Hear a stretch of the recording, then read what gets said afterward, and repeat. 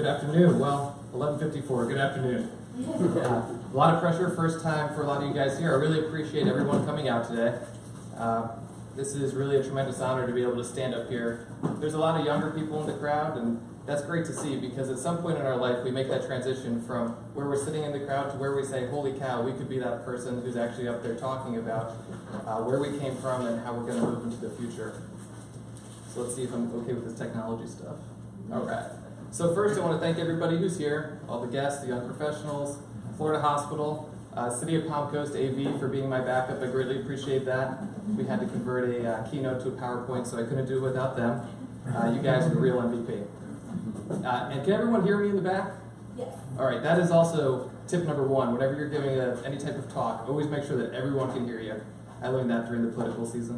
45-minute talk, and then someone says, what were you talking about? I couldn't hear you.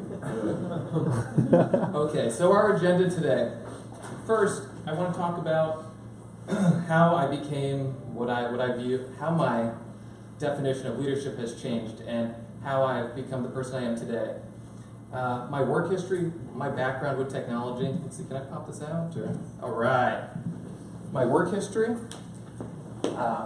Palm Coast City Council, the future of Palm Coast and where I vision our city actually moving and adapting into the future. And then I really rely on a bunch of Q&A.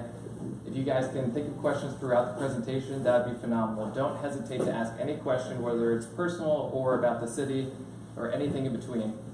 I'm a politician. I've taken some pretty bad questions before. All right. I am Nick. So I'm from upstate New York, pretty much like everybody else. Can I get a show of hands of somebody who's not from the state of Florida? All right. That's the majority, yeah. This is rare. So we all came from somewhere else for one reason or another. We all landed on Palm Coast. Not necessarily because this is where we wanted to be or we chose to be. In my case, I graduated high school. We were in a small town. I had 75 kids in my graduating class, and my parents said, hey, guess what, we're moving.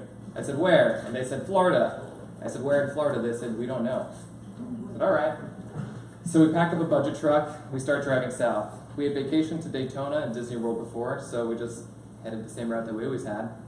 And then there was a sign, exit 289, Palm Coast. And that is literally how I ended up in Palm Coast.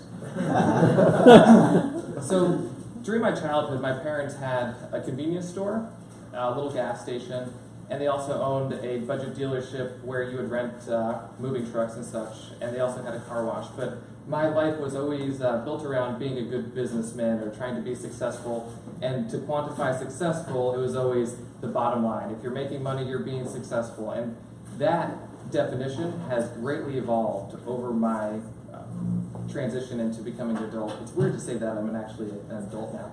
But leadership is really the gathering of a bunch of people and trying to get them to work together and collaboratively to achieve a common goal.